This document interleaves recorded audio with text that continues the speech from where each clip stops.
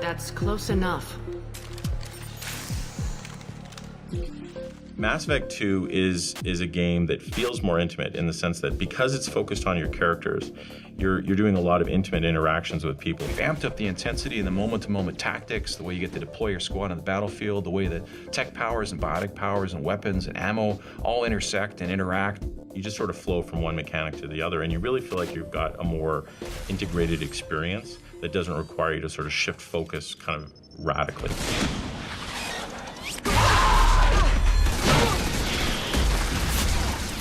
That mech's got heavy armor plating. Those Quarians never stood a chance.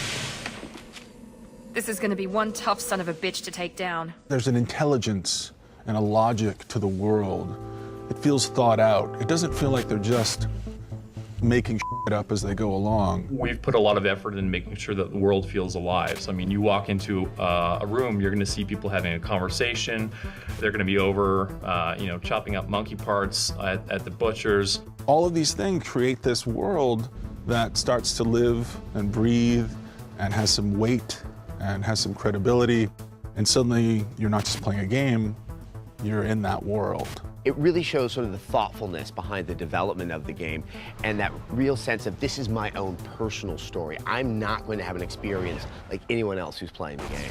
It personalizes it for people. They get more involved, more investment in what's happening around them. The technology has come so far that we can replicate a human in a video game. You're playing seemingly actual human beings that carry emotions, have thoughts, have personalities and different character traits. The conveyance of emotion and the conveyance of actual thought versus what a character is saying via facial expression is pretty incredible.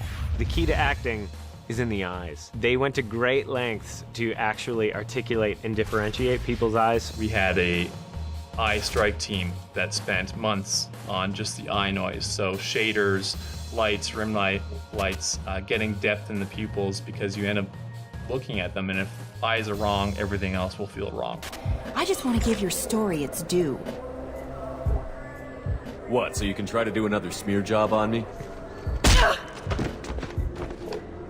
I wish I'd done that the first time we met. We have a dialogue system that allows you to just constantly make choices as though you're having a natural conversation with somebody. So you end up having a conversation at real-time speed. It's this circle at the bottom of the screen, and it comes up and it gives you all these options of how you can respond in given situations. The top answers are the nice ones, and the farther you go down is the more mean you get. I feel like you do have more variety. It's not just be nice, or be neutral. I feel like there are other shades of gray in there. There's a lot of times that you'll get some dialogue options that are just hilarious, and you kind of just want to pick those just to see what happens. Stand still. Try it and you'll be skating the inside of your colon. I'd almost pay to see that. And when you click the joke, you kind of feel like you made the joke, and it's one of those.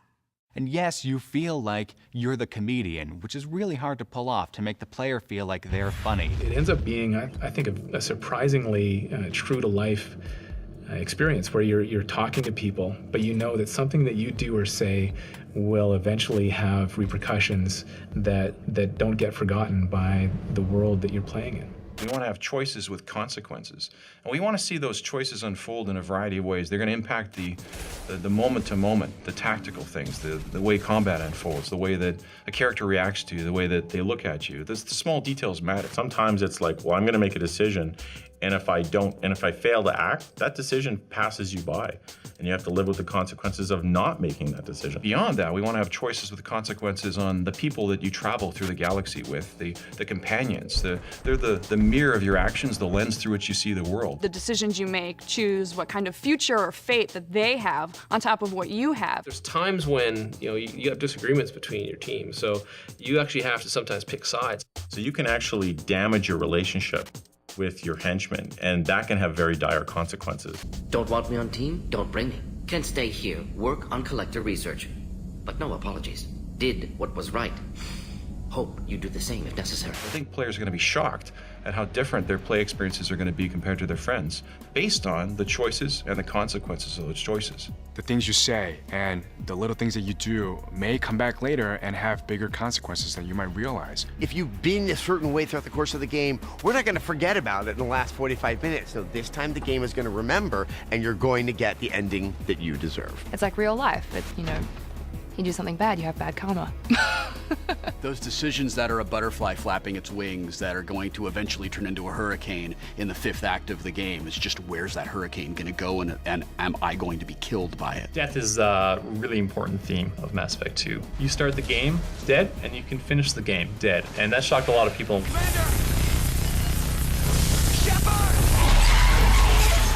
Everyone can die, including Commander Shepard. And it all comes down to the decisions you make and the way you've played the game up to that moment. We wouldn't be serious about a suicide mission if you, as the player character, couldn't die in the end of the story. When a character in a video game who you have grown really attached to for one reason or another dies, it says to the player, this is not a safe world. That's an emotional tug of war with you too. It's these characters you get to know and what happens to them really beats you up over this game. Find peace in the embrace of the goddess. There's not this happy ending where everything's just like, Bambi and birds, and it can really end really, really poorly for you. We're unique in that we give you as many tools as we can to let you explore it in as different ways as you can. That's what defines the games, is that it's you making the choices. It's not watching what a director did. It's about what you're doing to create your own personal experience. And I think this is how you get there, is by being able to control the dialogue, the action, and the real decisions that you're making. Very well, Shepard. The controls are online. The switch and consequences are yours. And I can understand how so many people are addicted to this type of entertainment. This is a video game? This is crazy.